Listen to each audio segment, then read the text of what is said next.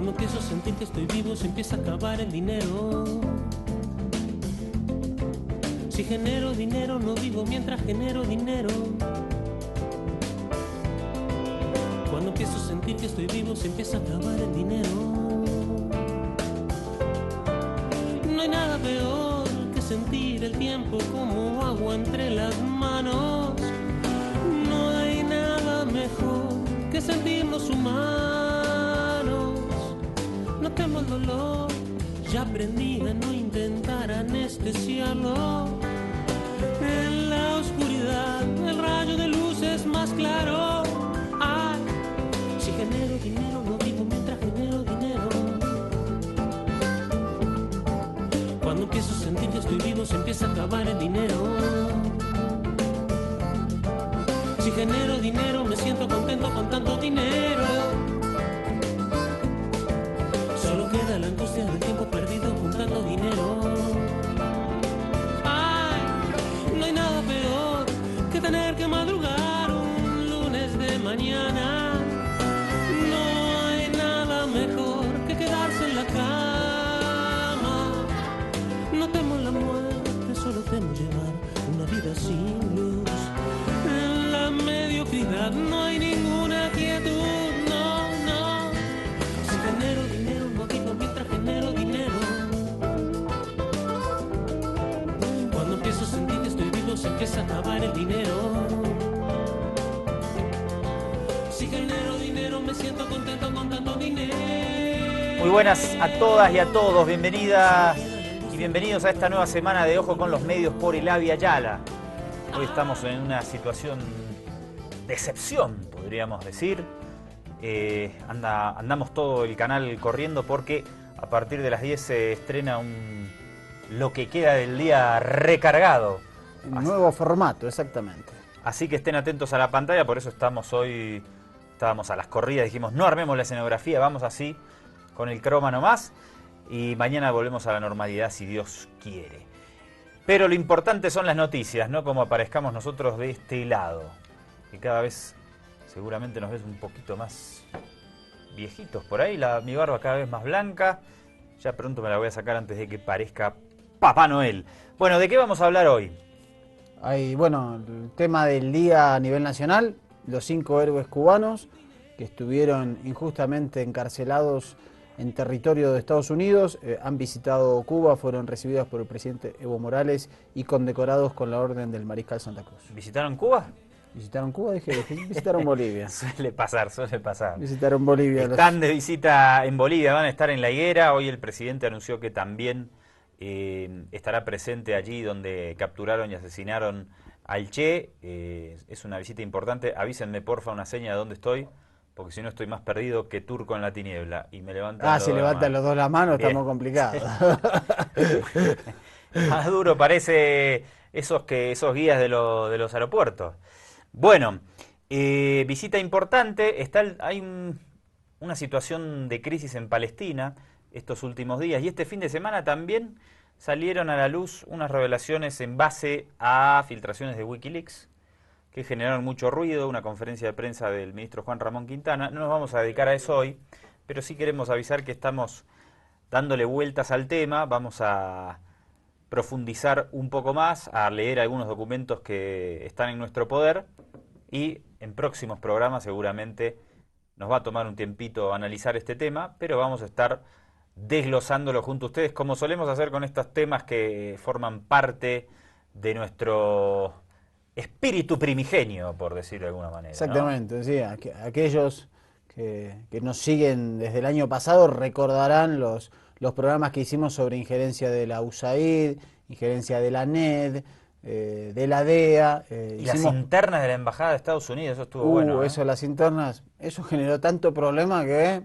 Saludos a la Embajada de la Avenida Arce, que siempre nos mira en la misión militar Gringolandis. Si seremos jodidos, quisimos que despidieran unos cuantos, a esto de andar dejando trabajo. No sea sea sin trabajo. No sea grande. Bueno, vamos a empezar a repasar muchas cosas que pasan en el mundo como siempre y no nos da el tiempo, y un poquito también de Ablande, de las noticias que tratamos de hacer en este espacio para que no se nos haga tan pesado una hora de información pura y dura. Pero algo que conmovió también a la ciudadanía regional fue el alud tremendo. Me hizo acordar al alud de departamento de Cochabamba, Chulpacasa. Uy, que Terrible. te lo mostrábamos hace un año y pico, fue a principio del 2014. Sí, estuvimos allí cubriendo para Hispan TV. Terrible, ves cómo creo en las temporadas de lluvia, las montañas se vienen directamente abajo y obviamente esto es mucho peor. Ahí el número de víctimas fatales es mucho más alto, todavía hay muchísimos desaparecidos. Vamos a ver primero un reporte de 1TV sobre este tema y luego seguimos charlando aquí en Ojo con los Medios. Se cumplen 72 horas de búsqueda en Guatemala tras el deslizamiento de tierra de parte del cerro que rodeaba la comunidad del Cambray 2 en el municipio Santa Catarina Pinula, a unos 22 kilómetros de la capital. Según las cifras oficiales, ya son 107 los muertos y 300 los desaparecidos. Hoy se deben terminar por protocolos de emergencia guatemaltecos las labores de rescate, pero por la magnitud de la tragedia, el gobierno analiza el poder seguir en la zona. Por el peligro de un nuevo alud, ya no se permite el ingreso de voluntarios que con palas estaban ayudando a remover más de 60 metros de tierra. Ahora se hace esta tarea con maquinaria pesada para buscar los cuerpos. Familiares siguen en la zona esperando noticias, pero los socorristas ya han descartado encontrar personas con vida después de 4 días de labores. 17.600 metros cuadrados fueron deshabitados y declarados por el gobierno guatemalteco como zona de riesgo como medida de protección. Terrible estos sucesos naturales, en este caso por la temporada de lluvia. Y hoy estábamos viendo también, doctor, en distintos noticieros las inclemencias del clima. No sé cuánto se debe a lo natural que sucede todo el tiempo en nuestra Pachamama, en nuestra madre tierra, o a la agresividad del ser humano en contra de la misma. No se los... Póngale la firma, que es en este caso la segunda ¿Sí? Respuesta, porque cada ¿Usted vez me que habla vemos de lo de un Guatemala o lo de Estados Unidos? Los Estados Unidos, Ah. Guatemala, bueno, el fenómeno del niño es bastante agresivo en estas épocas, pero en general, cada vez que vemos una noticia de este tipo, lo primero que se registra es la peor lluvia en 100 años, la peor siempre se va acrecentando, entonces eso creo que marca que el hombre está, digamos, el cambio climático está Y ahora jorobando. se viene el niño para Perú y Bolivia. Estemos atentos a este fenómeno. Inundaciones récord en Estados Unidos, lo que decía el doctor. Televisión Española, dale. Inundaciones catastróficas en Carolina del Sur, un estado de 5 millones de habitantes en la costa sureste de Estados Unidos. Son las consecuencias de lo que se ha dado en llamar el diluvio del siglo. No se recuerda nada parecido en la historia del estado. Nunca habíamos visto lluvias así en 1000 años, ha dicho la gobernadora Nikki Haley. Las lluvias récord han convertido las calles en riachuelos. Los vecinos han escapado de sus casas en botes, que también usan los servicios de rescate para salvar a los atrapados. Se ha declarado el estado de emergencia y las autoridades piden a la población que se resguarden en zonas seguras. Hay carreteras, puentes y edificios destruidos, decenas de miles de personas sin agua ni luz. Bueno, fuerte también las imágenes que nos llegan en este caso desde los Estados Unidos. Nos vamos ahora a Argentina. Siempre remitimos desde Argentina hechos de discriminación de argentinos hacia bolivianos, ¿no? También es muy común hacia paraguayos y peruanos, pero últimamente más hay casos de bolivianos, ¿no? Sí, se ha sumado, este creo que es un caso especial, ¿no? Por eso, este es al revés. Sí, es Un boliviano que discrimina desde Argentina a los argentinos. Vamos a repasarlo en el titular de Tiempo Sur.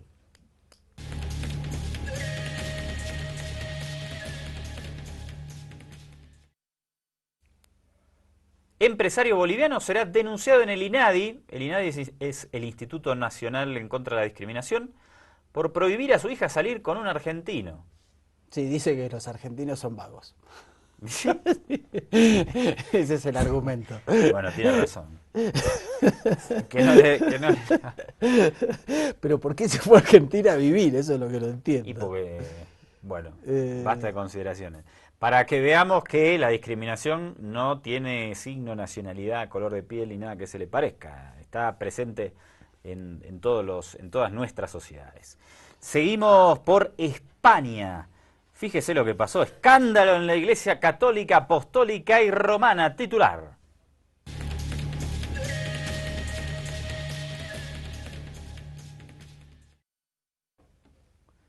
El País. Un prelado, o sea, un sacerdote del Vaticano, declara su homosexualidad y presenta a su novio. Esto es impresionante. Sí, y ante esta situación... ¿Y en qué se dedica el novio? Faltaba que sea otro cura. No para es que cura, el, no, para no. que el... Digamos que es un civil. Pero la cuestión es que fue expulsado. El padre, el cura fue El cura expulsado. fue expulsado por esta confesión. Me parece que, quiero hacer una valoración, en las últimas semanas hubo, digamos, como estas situaciones, algunas en el Vaticano y gestos del Pero Papa, esto es un del gesto... Papa Francisco más parecidos a los de Bergoglio, a los de Jorge Bergoglio, que a los de Francisco. Sí, aparte apareció... Primero que esto es una declaración política, porque se viene ahora toda una jugada interna dentro de la Iglesia Católica y esto no aparece en un momento casual. El Sínodo de la Familia, Sí. que es, digamos, donde ya, digamos, el Papa Francisco dio cuenta de que el Dios quiere la unión del hombre y la mujer, digamos, golpeando a las parejas del mismo sexo, y tuvo además un par de gestos complicados. Sí, la defensa de un padre supuestamente pederasta en el sur de Chile, en Osorno, que tuvo unas consecuencias por una reunión de una grabación que apareció de una reunión del Papa con algunos laicos chilenos, etcétera. Sí, en la cual él dijo que los que hacían la denuncia eran zurdos. Sí, una declaración... Y recordemos que cuando estuvo en Estados Unidos se juntó con una mujer que es parte de un juzgado civil en el cual debe concretar uniones de hechos y se niega a hacer uniones de hechos para personas del mismo sexo. Ella, por ese motivo fue detenido durante unos días y el Papa se reunió con ella y lo que trascendió es que la felicitó por su cruzada. Qué raro, ¿no? Y la otra cuestión que viene sucediendo hace rato y que me parece que hay que sumar a esto es que Francia presentó las credenciales de su embajador ante el Vaticano, él es gay y el Vaticano le viene negando el plafón. Me parece que son varios gestos. ¿Estará oscilando, haciendo una política pendular el Papa Francisco hacia sectores primero hacia sectores progresistas y ahora un acercamiento a sectores conservadores? Veremos la evolución en las decisiones políticas que toma el líder de la Iglesia Apostólica y Romana. Mientras tanto, nos vamos a Asia Central, más precisamente a Afganistán. Fíjese lo que pasó el fin de semana, fue noticia en todos lados, el reporte es de Hispan TV.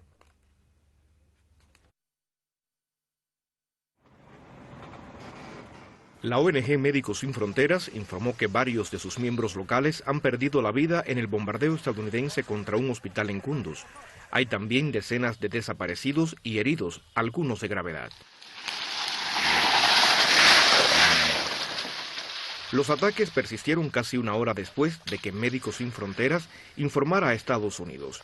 El jefe de Derechos Humanos de la ONU tachó el incidente de inexcusable. También Amnistía Internacional y la Cruz Roja Internacional condenaron el ataque. El bombardeo contra un centro médico es una grave violación de la Convención de Ginebra y el derecho humanitario internacional. Por desgracia, varios amigos de Médicos Sin Fronteras murieron en este incidente y algunos pacientes. Es absolutamente impactante y la Cruz Roja está profundamente consternado por este incidente. La oficina del presidente afgano, Ashraf Ghani, dijo que el jefe de las fuerzas estadounidenses en Afganistán se ha disculpado por el ataque. El Pentágono, por su parte, ha dicho que investigará. No se trata del primer caso de ataques de Estados Unidos contra objetivos civiles en Afganistán. Recuerdo, por ejemplo, un bombardeo sobre una boda con casi 50 víctimas, o mucho más recientemente algún bombardeo sobre policías afganos, o otro sobre soldados afganos. En fin, cada víctima inocente de la OTAN es como darle gasolina al talibán. Y desde luego el talibán ahora mismo lo que está demostrando es tener mucha fortaleza, cosa que nadie se esperaba con un acto como este, por ejemplo, como la toma de Kunduz. El grupo armado talibán atacó el pasado lunes la ciudad de Kunduz y la ocupó poco después, pero las fuerzas terrestres afganas, apoyadas por aviones de guerra estadounidenses, recuperaron varias zonas de la urbe. Jaime Joan Batista, con la información de Ahmad Azarafi, Hispan TV Noticias.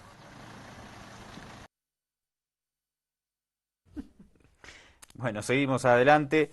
Terrible noticia. Hacía tiempo que Estados Unidos no bombardeaba un blanco de civiles. El gobierno afgano actual, que es más títere que el de Hamid Karzai, salió a defender el ataque de una potencia extranjera dentro de su propio territorio. Imagínese usted que Estados Unidos decide bombardear X municipio del Beni o de Pando y Evo Morales sale y dice, qué bien que atacaron ahí. Sí, sí. Buah.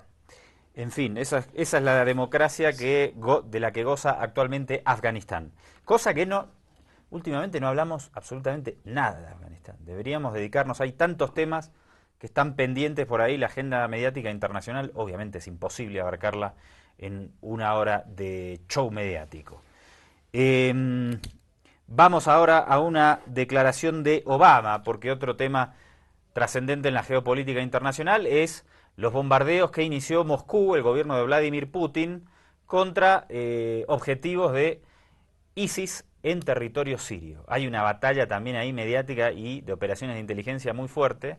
Ayer el periódico La Razón de La Paz se comió un titular de los servicios de inteligencia británicos sobre este tema. Sí, porque los servicios de inteligencia de OTAN y de Estados Unidos lo que dicen es que no está bombardeando Rusia a objetivos del Estado Islámico, sino a objetivos de la oposición moderada al gobierno de Bashar al-Assad, cosa en la cual no se han mostrado pruebas aún al respecto. Me parece que hay preocupación de estos sectores de Occidente porque ante el empantanamiento de la guerra en Siria y los pocos resultados que han tenido los bombardeos de la coalición contra objetivos del Estado Islámico, me parece que Rusia puede desenmascarar que en pocos tiempos puede terminar con las bases de ISIS. Y aparte lo que está haciendo Rusia es minando, porque domina un territorio que podríamos decir que es similar al de Gran Bretaña, para que tengan una idea. ¿Quién domina? ISIS. Y que su presupuesto, tiene un presupuesto, unas reservas, podríamos decir, de unos 7.000 millones de dólares, producto de las ventas del petróleo, del robo de dinero, tanto en Irak como en Siria, y está atacando eso, Rusia. Perfecto, vamos a ver la crítica de Obama en una nota de AFP, por favor. La estrategia de Rusia en Siria, en apoyo del presidente Bashar al-Assad, es una receta para el desastre. Con estas palabras, el presidente estadounidense Barack Obama criticó los bombardeos rusos en Siria, acusando al presidente ruso Vladimir Putin de no distinguir entre el grupo Estado Islámico y la oposición sunita moderada que quiere derrocar a Assad. Quiero que Rusia sea exitosa. Esto no es un concurso entre Estados Unidos y Rusia. Nos interesa que Rusia sea un actor responsable y eficiente en el escenario internacional y que pueda compartir esfuerzos con nosotros. Según el mandatario, los ataques aéreos de Moscú contra la oposición son contraproducentes. No obstante, dijo que es posible trabajar con el gobierno ruso para encontrar una solución política si Rusia reconoce que Bashar al-Assad debe abandonar el poder. Un titular a este respecto desde el país de España. Vamos a verlo, es las 6.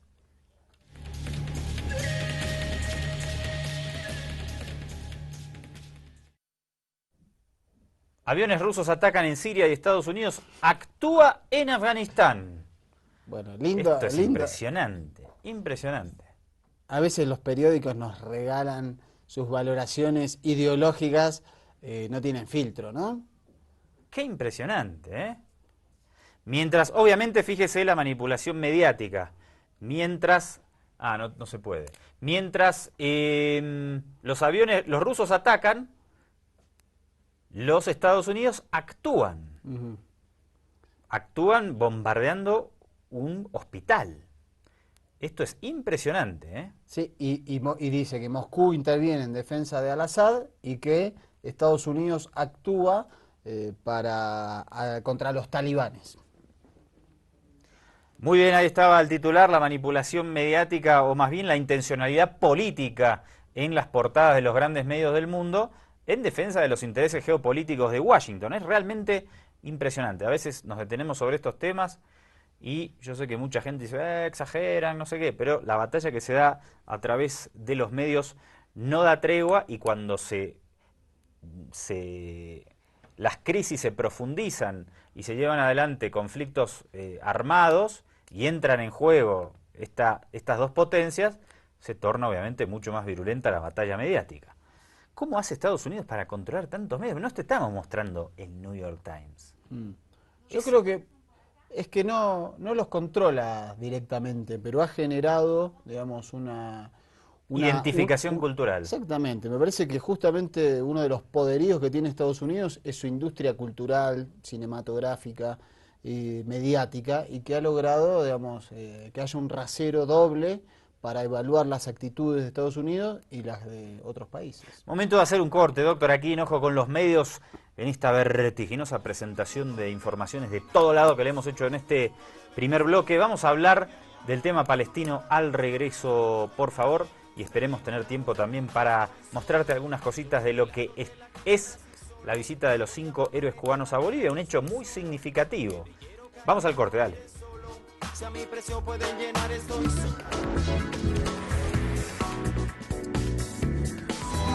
juntos debemos caminar, no estamos solos, no debemos acompañar y Javier Ayala. La semana pasada, en el marco de del 70 aniversario de Naciones Unidas, ondeó por primera vez en esta instancia internacional la bandera palestina. Esto es un hecho significativo porque va en contra de, obviamente, los intereses geopolíticos de Israel, de no reconocer la existencia del Estado palestino. Nosotros hace mucho tiempo que en este espacio, y en general la prensa internacional, no ha estado en el centro de la escena del tema palestino en los últimos tiempos. ¿Cómo describiríamos la situación entre palestinos e israelíes, ya que la tuvimos bastante abandonada el último año? Y cada vez más explosiva porque Israel continúa cercenando los lugares sagrados en Jerusalén, capital que reivindican ambas naciones como su capital histórica. Además, sigue avanzando las edificaciones ilegales en Cisjordania, sigue el cerco a Gaza, y esto tuvo reflejo en acciones esta semana, en acciones violentas en los territorios palestinos. Y además, en esta misma reunión de Naciones Unidas, Mahmoud Abbas, el titular de la palestino, de la Autoridad Nacional Palestina, dijo que a partir de ahora Palestina desconocía los acuerdos de Oslo, que se firmaron en la década del 90, y que establecían de alguna manera una agenda de paz que obviamente quedó destruida por muchos eventos políticos de estos últimos años, pero formalmente este fue el momento en que la Autoridad Nacional Palestina decidió desconocer esos acuerdos y de alguna manera en ese sentido se volvió a foja cero en la posibilidad de llevar adelante un diálogo que logre la paz. En este marco muy acotado que les acabamos de contar, suceden los siguientes acontecimientos. Primera nota de Euronews. 2 jóvenes palestinos muertos a tiros en Cisjordania en las últimas horas.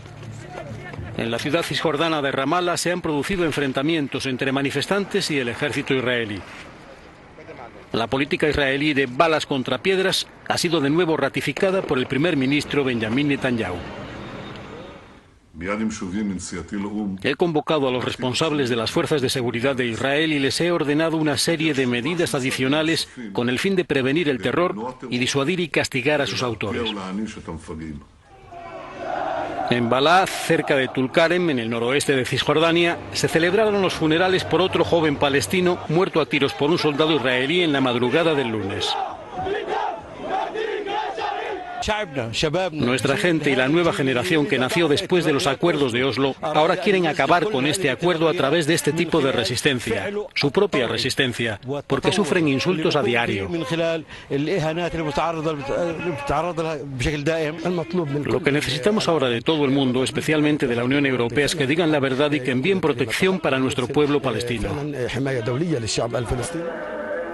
Ha vuelto a ponerse en marcha la espiral de muertos, duelo y más muertos en las protestas. La Media Luna Roja ha atendido a casi medio millar de palestinos heridos en enfrentamientos con israelíes. El odio mutuo y la escalada de violencia entre las dos partes amenaza con empeorar la situación. Esto significa más derramamiento de sangre, a menos que la comunidad internacional intervenga para lograr una solución política que pueda satisfacer a israelíes y palestinos. ترضي الجانبين من قرية بلعة في الضفة الغربية. محمد شيخ إبراهيم ليورونيوز. Qué raro que el reporte del corresponsal de Euronews en árabe. Sí. Qué raro porque el canal es en inglés, ¿no? Pero tiene en inglés, en español y portugués y cuando reporta de sitios específicos reporta con reporteros locales. Es interesante esa mirada que tiene Euronews más allá de el idioma. Obviamente que en el mundo árabe hay una cantidad impresionante de canales. Nosotros de alguna manera estamos muy alejados culturalmente de ellos. Por suerte tenemos la señal iraní, que no es del mundo árabe, pero es de la región, digamos, en español, que nos permite un acercamiento a esa región. En la República Argentina se está estrenando un nuevo canal que también tiene que ver con el Islam. Exactamente, Anur TV, y también reporta noticias del Medio Oriente, tiene, digamos, incluso secciones que es zona de Medio Oriente y que reporta desde esos países, obviamente con una mirada interesante porque, bueno, permite otro tópico para ver ciertas informaciones del mundo árabe. Esta señal que se estrenó desde hace muy poco y tiene su sede en Buenos Aires, emite un reporte también alarmante de la situación de las agresiones israelíes en contra de los palestinos. Míralo. Gaza podría volverse inhabitable para el año 2020 si las tendencias económicas actuales persisten, advirtió la Conferencia de las Naciones Unidas sobre Comercio y Desarrollo en su informe anual sobre la asistencia del órgano a los palestinos. Las repercusiones sociales, de salud y de seguridad por la alta densidad de población y el hacinamiento son algunos de los factores que pueden hacer que no se pueda vivir en Gaza hasta ese año, señala el informe. El documento enfatizó que el bloqueo israelí impuesto desde 2006 devastó la debilitada infraestructura de Gaza, destrozó su base productiva y empobreció a la población palestina. A la crítica situación demográfica se unen las operaciones militares en los últimos 6. Expertos de la ONU opinan que la inestabilidad política, la reducción de las corrientes de ayuda, la lentitud de la reconstrucción en Gaza y los efectos persistentes de la retención de los ingresos aduaneros palestinos durante los 4 primeros meses de 2015 hacen que las perspectivas de mejora para este año sean sombrías. La CNUCID destaca que las condiciones socioeconómicas en el enclave se encuentran en su nivel más bajo desde el 1967, cuando Israel tomó el control de este territorio durante la Guerra de los 6 días.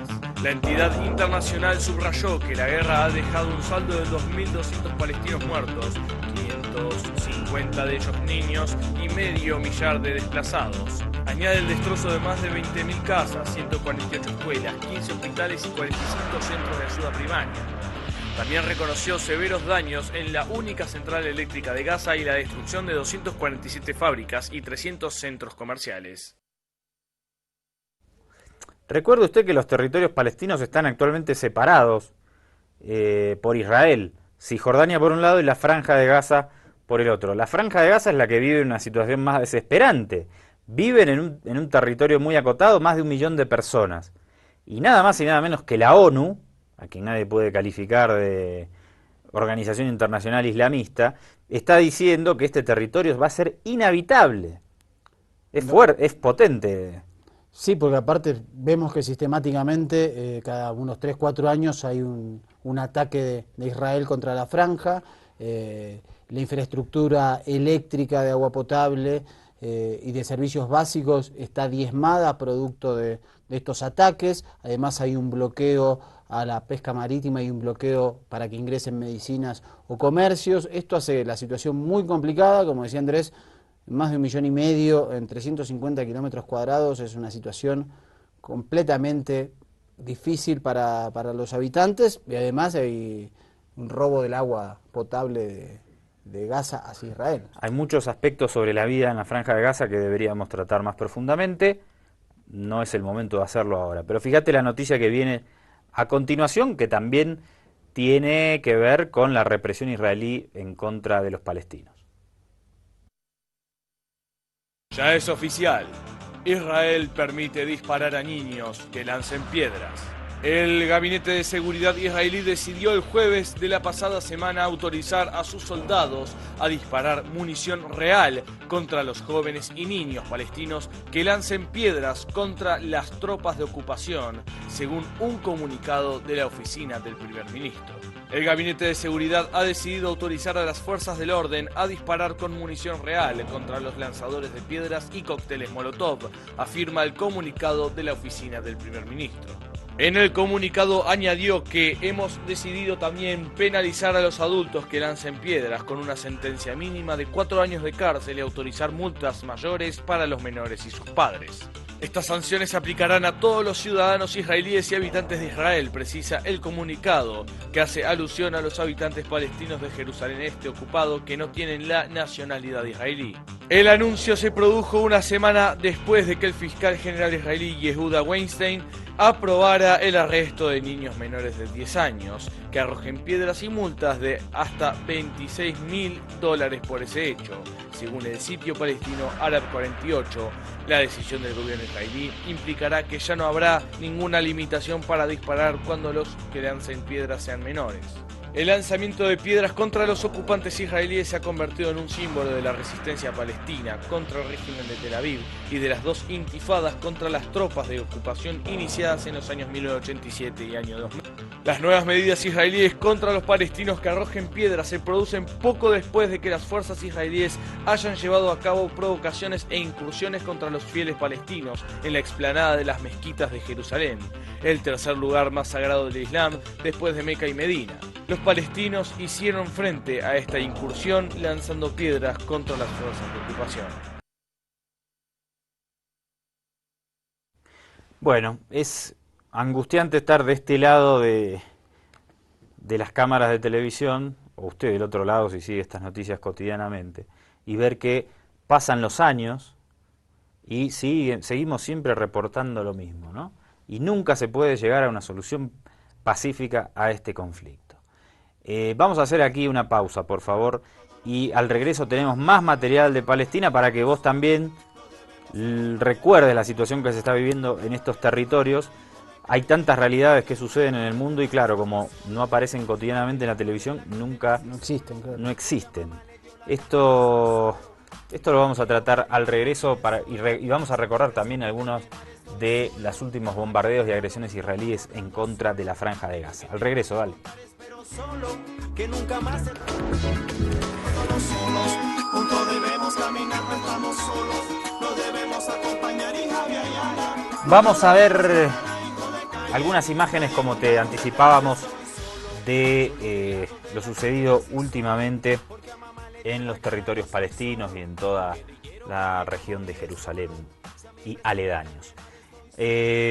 Acordate siempre que estamos en las redes sociales, ojo con los medios, en Facebook, en Twitter, las transmisiones en YouTube también. En el momento que quieras podés sintonizar, ojo con los medios si no tenés la chance de verlo en este momento en vivo o en el reprise del mediodía. Vamos entonces con un reporte de televisión española. Uno de los problemas más graves que hay a nivel social en estos territorios es el tema de los judíos ultraortodoxos que quieren avanzar a toda costa sobre territorios que interpretan son suyos y que están habitados por palestinos. Vamos a ver algunas imágenes, por favor. Meir Ettinger, nieto del rabino radical Meir Kahana, reza al profeta José. Ettinger es un joven extremista de 24 años relacionado con grupos radicales que en el pasado atacaron iglesias y a la población árabe, aunque no con el ataque que acabó con la muerte del bebé palestino de 18 meses en Nablus. Ahora está arrestado en relación con un supuesto plan para derribar al Estado de Israel. Su estrategia consiste en cometer actos de violencia que provoquen la reacción de los palestinos. El gobierno quiere mandar un mensaje claro a todo el mundo y el ministro de Defensa lo ha dicho sin pelos en la lengua.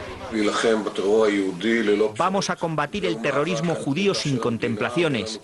Esta es una batalla por la imagen del Estado de Israel y no vamos a perderla, ha asegurado Moshe Ayalon. Medidas con las que el gobierno de Benjamín Netanyahu trata de luchar contra el extremismo de los colonos que por un lado contribuyen a mantenerle en el poder, a él y a sus socios de coalición, pero por el otro le han colocado en una difícil situación política. Bueno, ahí tenés al ministro de Defensa de Netanyahu hablando de terrorismo judío. Digo porque por ahí va a salir alguno hablando de antisemitismo, ¿no? Sí, no, lo dijo el propio ministro de Defensa y es paradójico y contradictorio porque mientras hace unas 2-3 décadas atrás solo el 5% de los judíos que estaban en territorios que eran colonos, en territorios correspondientes a Palestina, solo el 5% eran ortodoxos, hoy esa cifra supera el 50%. Y esto es un dato a tener en cuenta porque los judíos ortodoxos tienen un promedio de 7 hijos por pareja.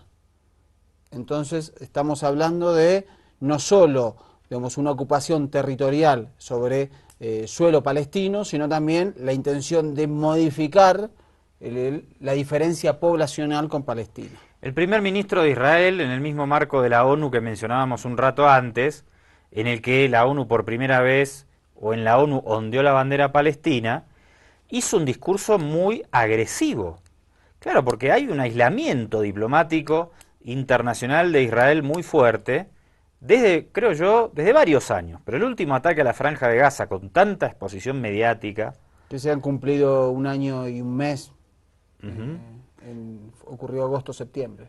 Estos ataques, que ahora se ven en todos los medios del mundo, están dejando a Israel en una posición muy incómoda, y además la administración de Barack Obama ha tenido varios cortocircuitos con Israel. Entonces ha cambiado mucho la posición diplomática en la que se puede mostrar el Estado de Israel, lo que genera enojo de sus autoridades. Parte de eso estuvo representado en el discurso de Benjamín Netanyahu en ONU. El presidente Obama y yo estamos de acuerdo en que no pueden caer las armas en manos de los aliados del terror de Irán. No pueden desestabilizar países en todo Oriente Medio. Israel agradece la voluntad del presidente Obama de mejorar nuestra seguridad, de ayudar a Israel a mantener efectivamente esta característica militar que tiene y enfrentar los desafíos.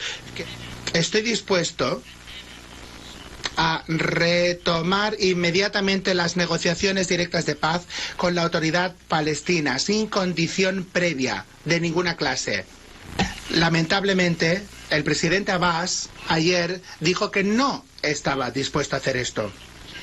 Bueno, espero que cambie de idea, porque yo sigo comprometido con una visión de 2 estados para 2 pueblos, en el que un Estado palestino desmilitarizado reconoce el Estado judío. El proceso de paz empezó hace más de 2 décadas ya. Y a pesar de los esfuerzos desplegados por 6 primeros ministros israelíes, Rabin, Pérez, Barak, Sharon, Omer y su servidor, los palestinos se han negado constantemente a acabar el conflicto y celebrar una paz final con Israel. Y lamentablemente, no utilizamos el Estado palestino como un paso más hacia otra dictadura islamista en Oriente Medio, sino un Estado que conviva en paz con Israel. Si lo hacemos, podremos hacer grandes logros, podremos alcanzar para nuestros pueblos. 10 millas de Eil y a pocos metros de los terroristas de Irán, seguimos estando ahí, en la brecha, con valentía, defendiendo la libertad y el progreso. Israel está en primera línea de la civilización, luchando contra el barbarismo. Así que otra idea aquí para las Naciones Unidas. En lugar de continuar con esta rutina de vilipendiar a Israel, pues defiendan a Israel cuando dejamos de lado el fanatismo y lo dejamos fuera de la sala. Ahí está el discurso del primer ministro Benjamín Netanyahu, por supuesto siempre poniendo la responsabilidad o delegando la responsabilidad de lo sucedido en la población palestina. Vamos a ver ahora, en contraposición a esto, los hechos, imágenes del último ataque, algunas, del último ataque israelí del gobierno de Benjamín Netanyahu y de su ejército en contra de la Franja de Gaza. Adelante.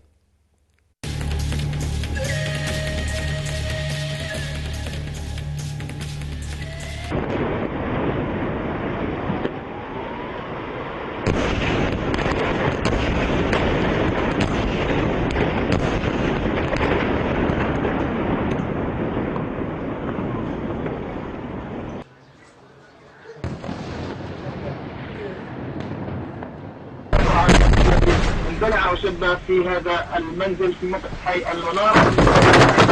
فواصل الدفاع المدني تقوم بعملها على أكمل وجه في اللحظات، وننوه بأن هذا الاشتباك لم يسفر عن وقوع أي إصابات في صفوف المواطنين، بينما ألحق أضرارا.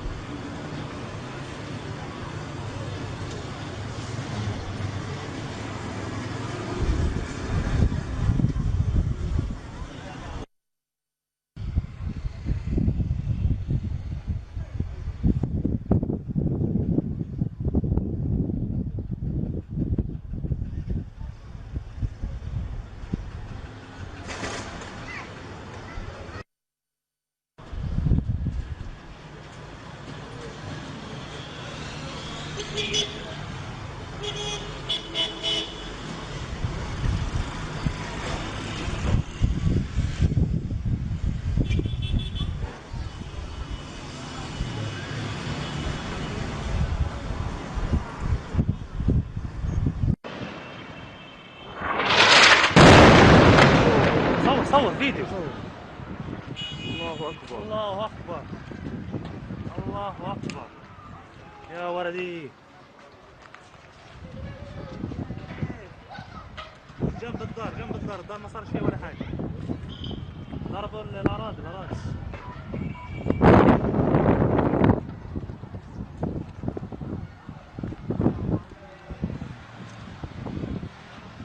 لسه حينسفوها خلاص.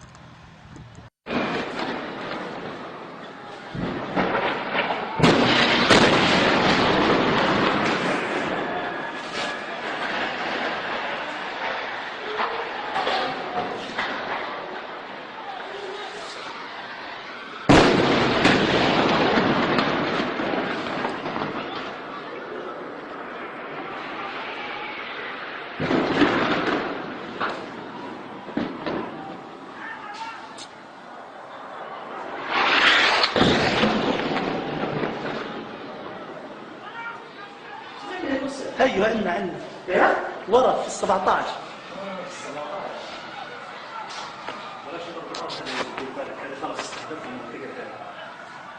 كلنا فيها؟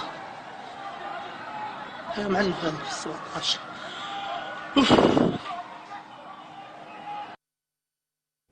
Bueno, por este tipo de ataques, obviamente, es que la ONU ha anticipado que en algunos años la Franja de Gaza será inhabitable. Por supuesto que esto no sucede todos los días, sino en momentos, en ocasiones donde existen ofensivas israelíes en contra de este territorio palestino. Pero en los últimos años ha habido varias y las consecuencias de esto perduran en el tiempo, obviamente. Vamos a escuchar por hechos como estos.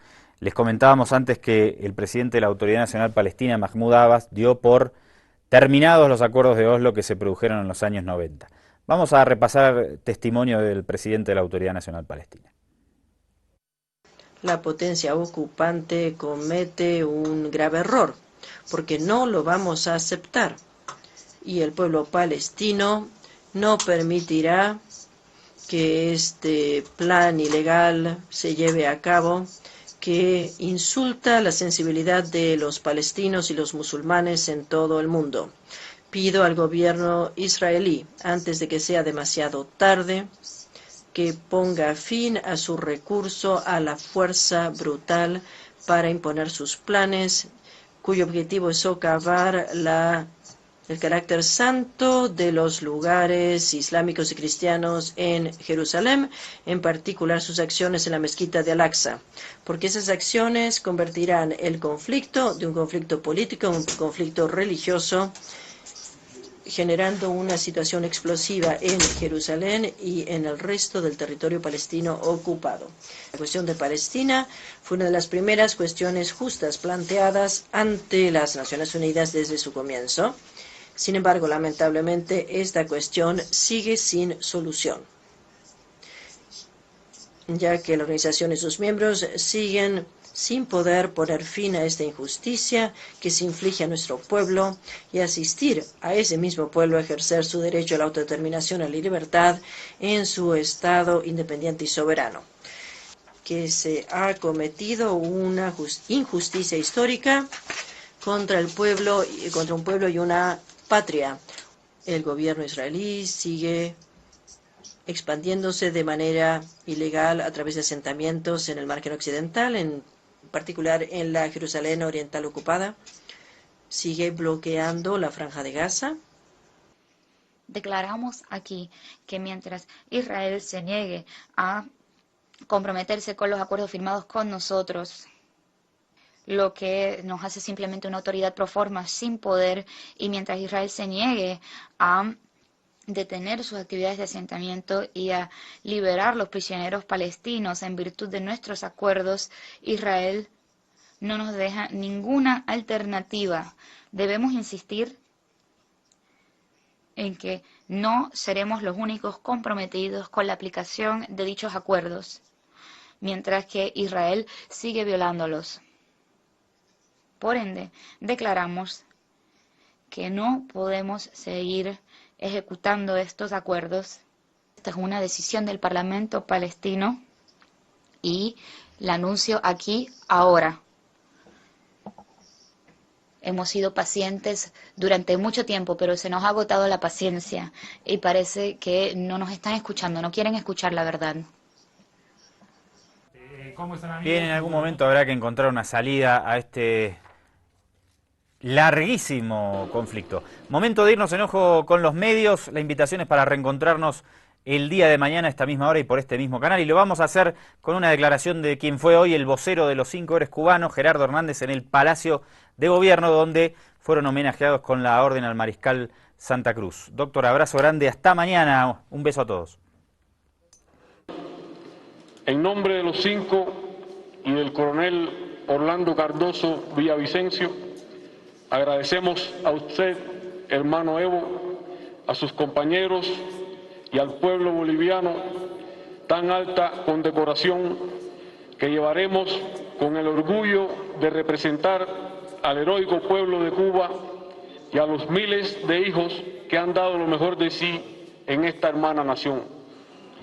La recibimos en nombre de nuestro pueblo y en el de los miles de amigos de todo el mundo que lucharon durante más de 16 años por nuestra liberación, a quienes les estaremos eternamente agradecidos por su solidaridad y apoyo.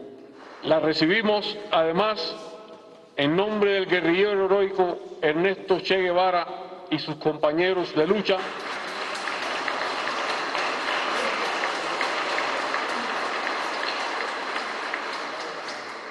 y en nombre de nuestros médicos y personal de la salud.